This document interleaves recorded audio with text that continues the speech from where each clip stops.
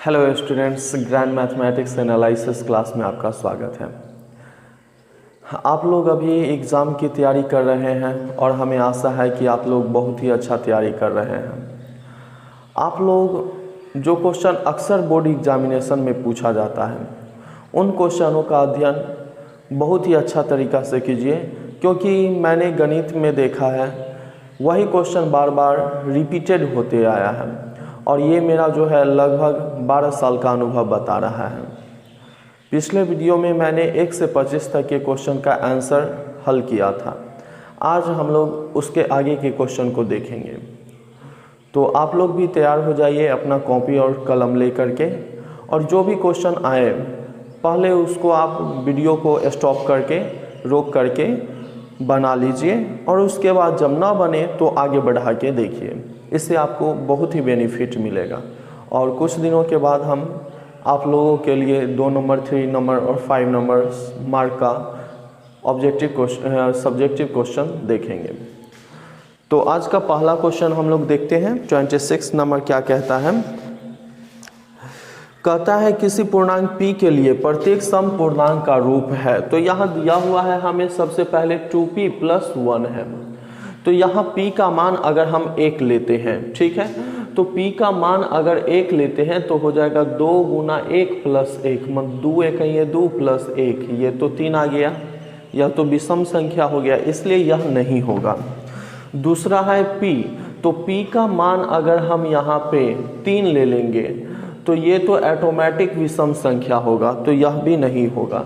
सी number जो option है p + 1, तो p का मान अगर हम 3 ले लेते हैं तो 3 + 1 4 सम आया, और p का मान 2 ले लेते हैं तो 2 + 1 विषम आया। तो हमें कहता है निम्न में कौन सम संख्या का रूप है, तो ये भी नहीं होगा।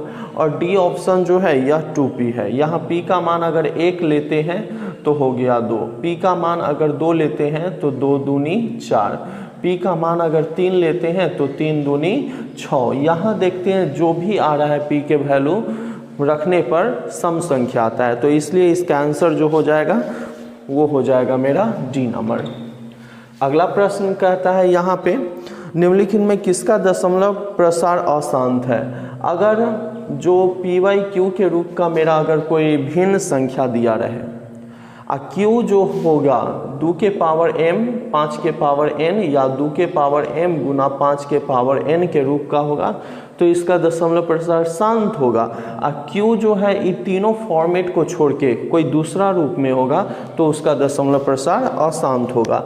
जैसे यहाँ पहला दिया हुआ है हमें 23/50, ठीक है, तो यहाँ p ऊपर में है और q नीचे है, तो q का वैल्यू है 50। 50 का फैक्टर तोड़ते हैं, 2 से 25 और 5 से 5।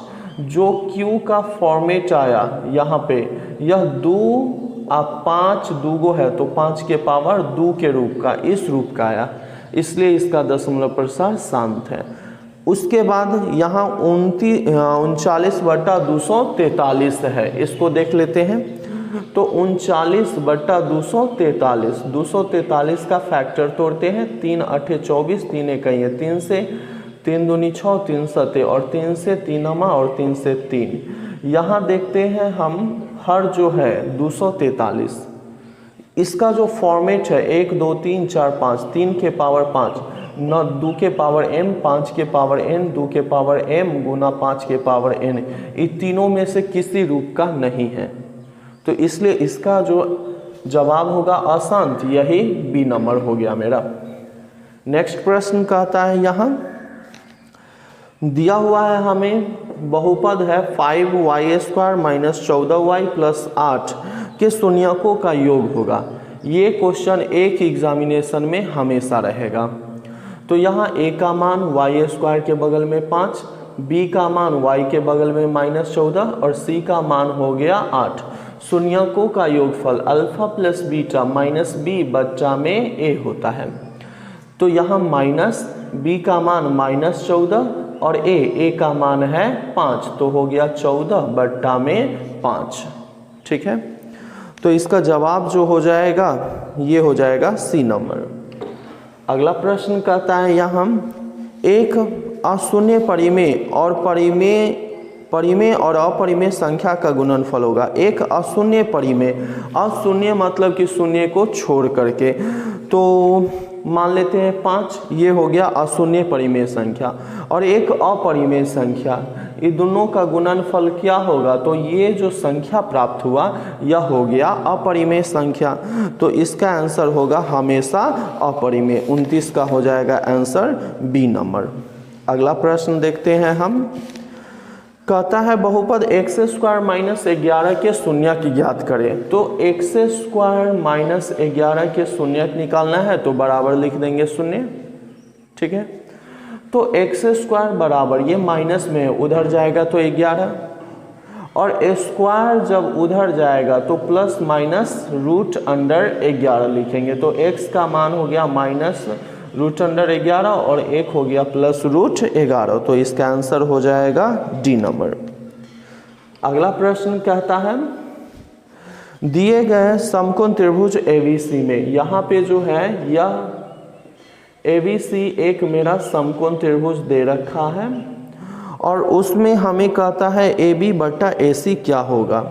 यह AB और AC क्या होगा, तो यहाँ पे AB बटा AC और यह जो कोण है ये अल्फा है, तो अल्फा के लिए ये लंब हो गया, यहाँ 90 है तो ये कर्ण हो गया, और ये बच गया, बचा सो यहाँ पे आधार हो गया, ठीक है।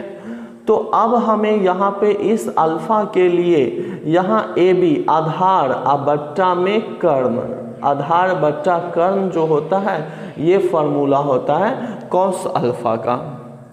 तो इसका आंसर हो जाएगा कॉस अल्फा। अगला प्रश्न कहता है यहाँ यदि कोसेक थीटा जो है, कोसेक थीटा यह b/a है, तो कहता है सेक थीटा क्या होगा, ठीक है। तो कोसेक थीटा ये तो कर्ण हो गया और नीचे जो है वो लंब हो गया, तो इसके लिए तो हमें आधार चाहिए। तो आधार के लिए फार्मूला होता है रूट अंडर कर्ण ए स्क्वायर माइनस लंब ए स्क्वायर। तो कर्ण का मान यहाँ b है तो b स्क्वायर, और आधार का मान यहाँ a है तो a स्क्वायर। और ये सेक थीटा के लिए फार्मूला हो गया कर्ण बट्टा में आधार। कर्ण के पोजीशन पर b रखेंगे और आधार के जगह हम root under b square minus a square रखेंगे, ठीक है। तो इसका जवाब जो हो गया वो हो जाएगा मेरा ए नंबर।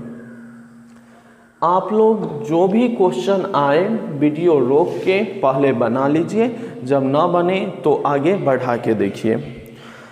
अगला क्वेश्चन है यहाँ कहता है tan 1 degree into tan 2 degree into tan 3 degree into tan 4 degree और इस तरीका से tan 89 डिग्री, इसका मान हमसे पूछता है, ठीक है। तो हम क्या काम करते हैं, यहाँ पे 89 है तो इसको पहले लिख देते हैं tan 88 डिग्री इंटू हो जाएगा यहाँ tan 89 ऐसे। तो हम ये दोनों को एक साथ, इस दोनों को एक साथ ऐसे रखेंगे, तो ये tan 1 हो गया और हम यह tan 89 को लिख सकते हैं cot tan 90 degree minus 1 degree. 89 को ऐसे लिख दिए। उसके बाद फिर tan 2 डिग्री है तो 2 डिग्री इंटू tan 89 से पहले 88 आएगा और 88 को हम लिख सकते हैं 90 माइनस 2 और आगे भी ऐसे लिखा जाएगा। बीच में एक tan 45 आएगा तो 45 का जो मान होता है वो होता है 1, तो 1 से गुना करेंगे तो यही रह जाएगा। ऐसे हम जोड़ा लगा लेंगे तो हो गया tan 1 into tan 90 minus theta होता है cot थीटा, तो ये 1 हो गया। फिर tan यहाँ 2 डिग्री हो गया, फिर tan 90 माइनस थीटा ये हो गया cot थीटा और आगे ऐसे। अब tan इंटू कॉट का गुणनफल 1, tan इंटू कॉट का गुणनफल 1 और आगे भी ऐसे ही आते जाएगा, सबको गुना करेंगे आ जाएगा 1, ठीक है। बहुत ही इम्पोर्टेंट क्वेश्चन है और ये जनरल कंपटीशन में भी पूछ देता है। अगला प्रश्न कहता है हमसे cos 90 माइनस a क्या होगा, आप ही लोग बताइए। cos 90 माइनस ए क्या होगा, आप लोग कमेंट में लिख दीजिए, हम देख लेंगे। तो इसका cos 90 माइनस ए जो होता है वह होगा मेरा sin a, ठीक है। अगला कहता है यदि a जो है 35 डिग्री है, a जो है वो 35 डिग्री है, तो कहता है sin a अक्रॉस कोसेक ए का मान क्या होगा। तो ये यहाँ लिखे न लिखे उससे कोई मतलब नहीं है, हम जानते हैं दोनों का गुणनफल जो होता है एक के बराबर होता है। फंसाने के लिए आपको दे दिया है यहाँ 35। अगला क्वेश्चन है, यहाँ कहता है 3 थीटा जो है 90 डिग्री है, तो थीटा बराबर 90 या बट्टा में 3 से ई कट गया, 30 बार में थीटा का मान आ गया 30 डिग्री। तो कहता है cos थीटा का मान क्या होगा, तो cos थीटा cos और थीटा के पोजीशन पर आ गया 30 का मान होता है √3 बट्टा में 2। इसका आंसर हो जाएगा ए नंबर। आप लोग थोड़ा सा भी नहीं घबराइए, आपके साथ हम हैं। तो आपके साथ जब हम हैं तो आपको डरने की आवश्यकता नहीं है। आप लोग एकदम लगन से क्वेश्चन को बनाइए, आपका मार्क्स बेहतर आएगा और डरने की आवश्यकता नहीं है। और ज़्यादा पढ़ने से भी ज़्यादा मार्क्स नहीं आता है। मन ऊब जाए तो थोड़ा सा घूम लीजिए, खेल लीजिए, संगीत सुन लीजिए और उसके बाद फिर पढ़ने के लिए बैठ जाइए। चलिए अगला क्वेश्चन देखते हैं। कहता है यदि एक वृत्त का क्षेत्रफल 154 सेमी स्क्वायर है, वृत्त का क्षेत्रफल तो पाई आर स्क्वायर होता है और ये जो है 154 सेमी स्क्वायर के बराबर है, तो कहता है इसकी परिधि क्या होगी। तो पहले r निकाल लेते हैं, तो ये 22/7 आर स्क्वायर बराबर 154, इससे ई कटेगा 7 बार में, ऊपर से ऊपर काट सकते हैं। तो आर स्क्वायर बराबर 7 गुना 7, तो आर बराबर 7 इधर आएगा तो रूट चढ़ जाएगा, तो 1 आ गया। अब यहाँ कहता है वृत्त की परिधि क्या होगा, तो वृत्त की परिधि होता है 2 पाई आर, 2 22/7 और आर के मान 7, 7 से 7 समाप्त, 22 दूनी 44 सेमी, ठीक है। अगला क्वेश्चन यहाँ पे कह रहा है आप लोगों को कि sec theta plus tan theta, sec theta plus tan theta into है 1 माइनस टैन थीटा का वैल्यू क्या होगा। तो सेक थीटा को 1/cos थीटा लिखेंगे और टैन थीटा को साइन थीटा बट्टा cos थीटा लिखेंगे और ये 1 माइनस टैन थीटा को लिखेंगे साइन थीटा बट्टा में cos थीटा। हो गया। अब हम एलसीएम लेंगे तो cos थीटा हो गया, तो यह जो है मेरा यहाँ पे आ जाएगा 1 प्लस साइन थीटा और उसके बाद ये cos थीटा हो गया, तो cos theta minus sine theta, ठीक है। ओ सॉरी, यहाँ पे तो साइन थीटा है, यहाँ तो साइन थीटा है, हम ही मिस्टेक कर दिए, ठीक है ना। तो अब देखिए यहाँ पे 1 माइनस साइन थीटा, तो अब a plus b, a minus b, तो a स्क्वायर, एक का स्क्वायर 1 और b स्क्वायर, तो हो गया साइन स्क्वायर थीटा अब बच्चा में cos थीटा। अब 1 माइनस साइन स्क्वायर थीटा बराबर फार्मूला होता है cos स्क्वायर थीटा बच्चा में cos थीटा। ऊपर 2 cos नीचे एगो, तो एगो कट गया तो ऊपर में बचा एगो cos थीटा, ठीक है।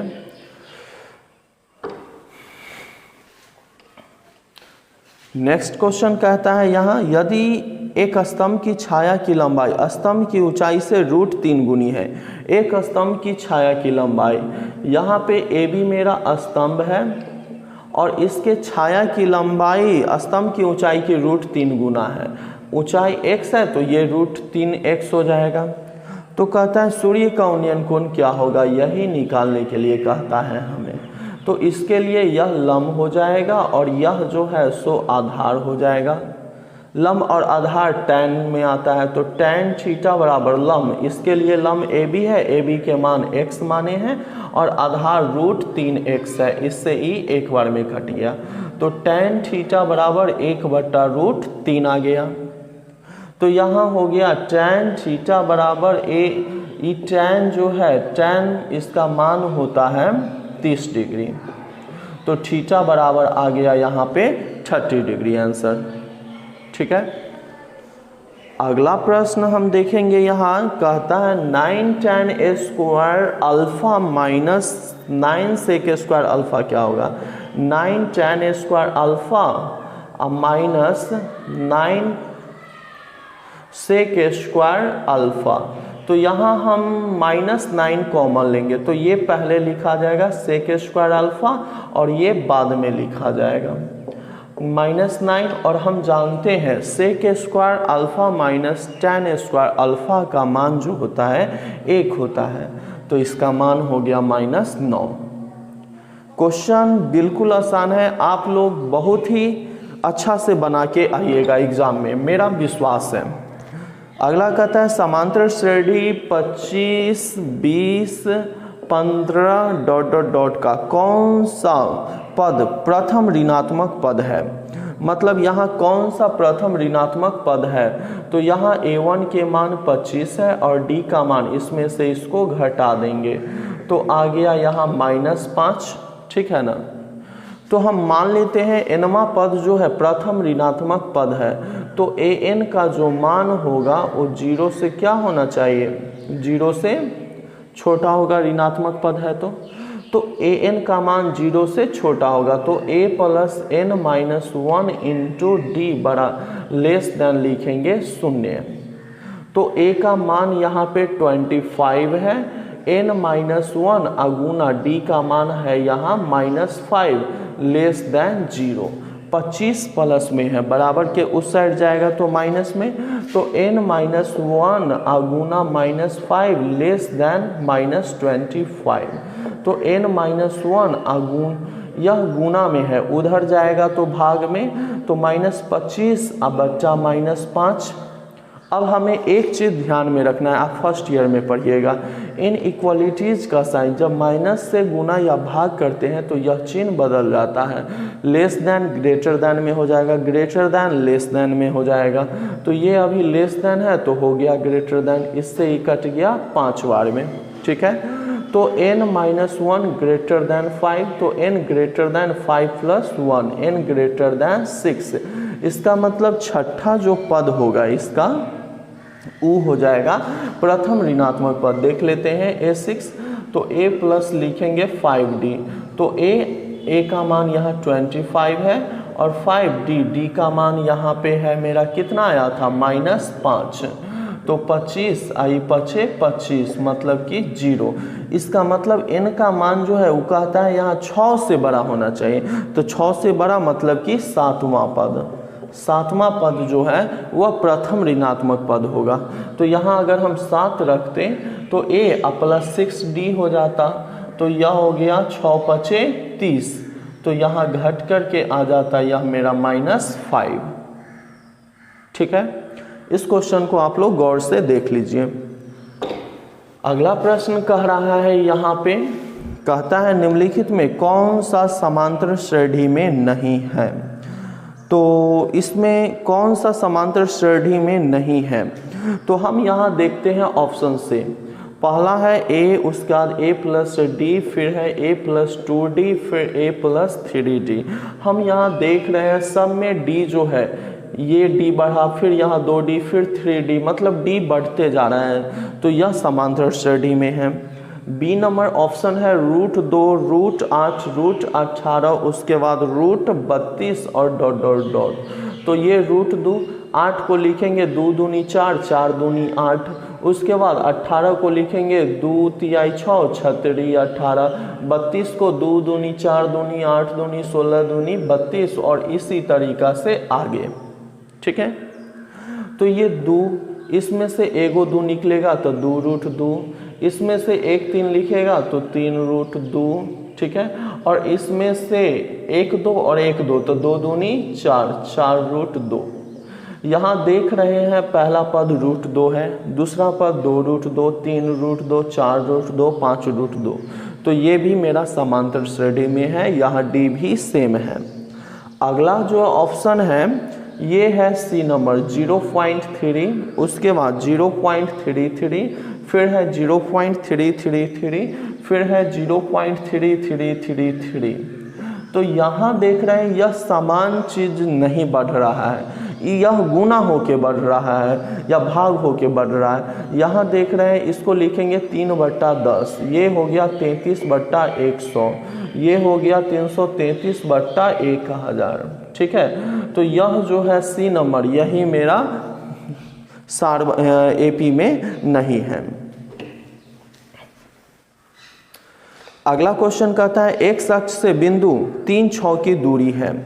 तो इसको समझने के लिए हम एक्स अक्ष से 3 6 की दूरी, 3 6 जो होगा प्रथम चतुर्थांश में होगा।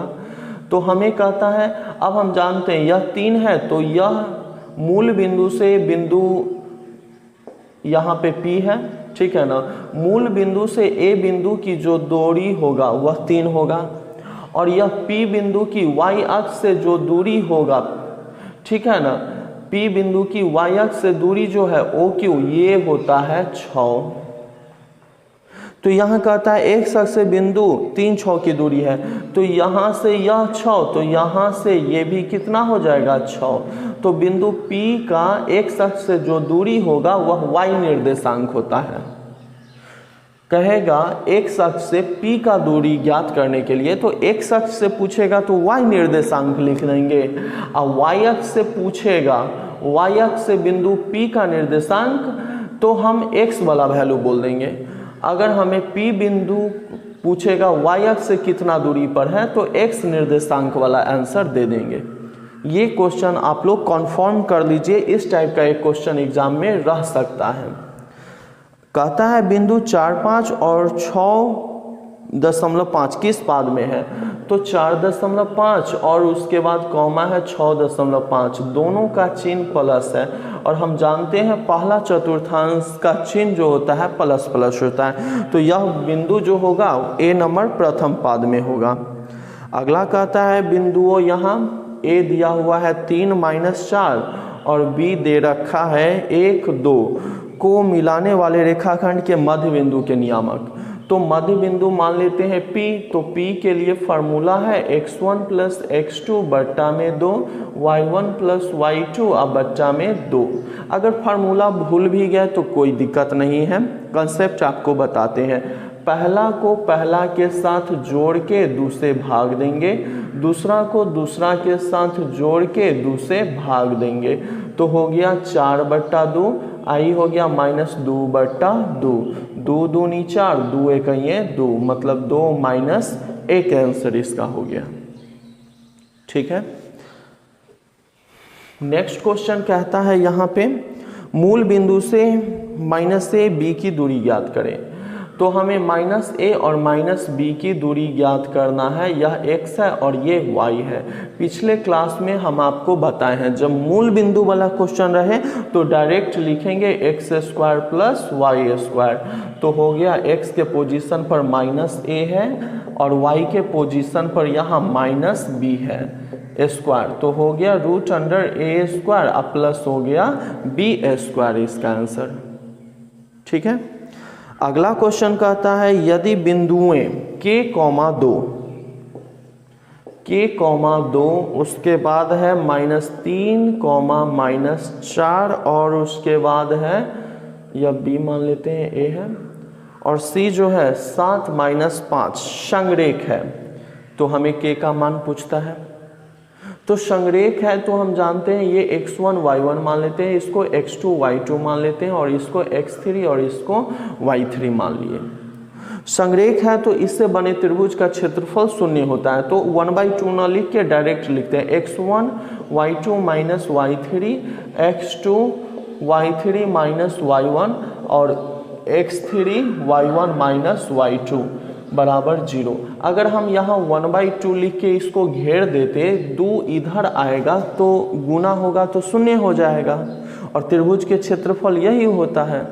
जब भी तीनों बिंदु संरेख हो तो इससे बने त्रिभुज का क्षेत्रफल 0 हो जाता है, तो ये इधर आएगा तो 0, तो इसलिए हम इतना पार्ट नहीं लिखेंगे और हम वैल्यू यहाँ पे बढ़ाएंगे। तो x1 के मान k, y2 minus y3, y2 के मान -4 और y3 के मान यहाँ -5, तो माइनस माइनस प्लस x2, तो x2 के मान -3, y3 का मान -5, y1 के मान हो गया 2, x3 के मान हो गया 7, y1 माइनस y1 का मान 2 और y2 का मान -4, तो माइनस माइनस प्लस बराबर हो गया 0।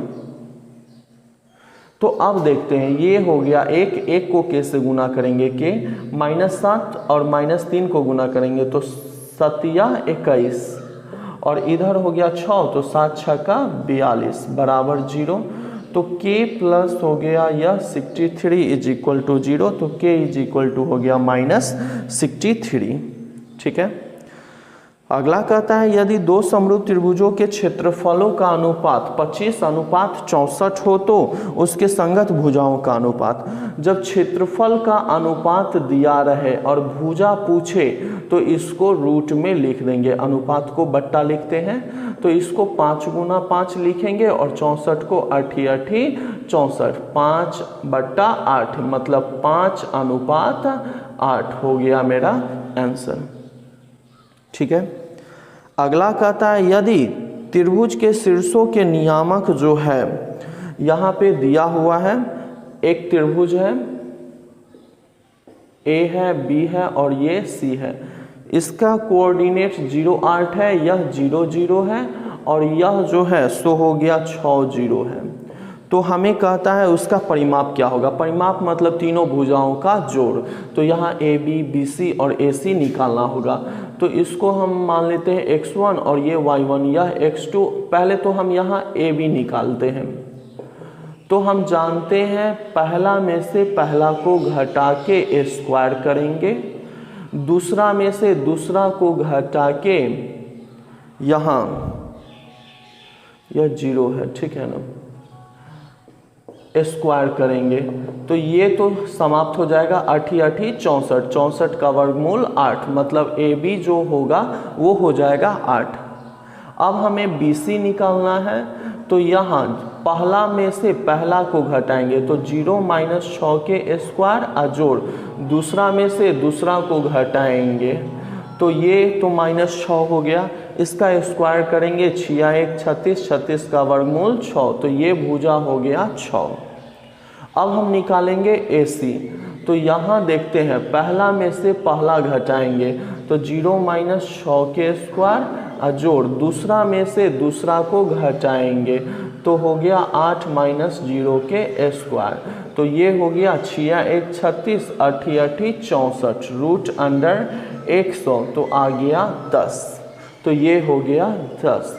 इसका परिमाप पूछता है तो सबको जोड़ देंगे, 8 6 14, 14 और 10 हो गया 24, मतलब त्रिभुज का जो परिमाप हो जाएगा यह हो जाएगा 24 इकाई।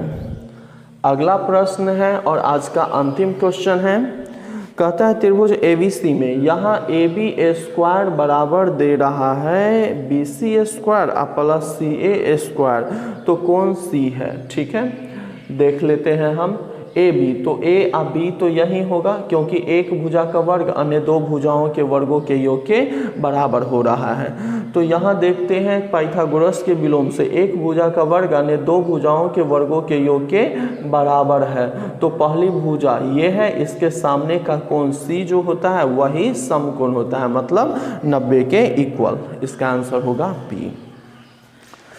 स्टूडेंट्स, यदि आप लोगों को मेरा वीडियो अच्छा लगे तो प्लीज़ मेरे चैनल को सब्सक्राइब कीजिए और वीडियो को लाइक कीजिए और अपने मित्रों को भी शेयर कीजिए वीडियो, ताकि वो भी बनाए और वो भी अधिक मार्क्स उठा सके। अगला क्वेश्चन हम 51 से अगले वीडियो में देखेंगे।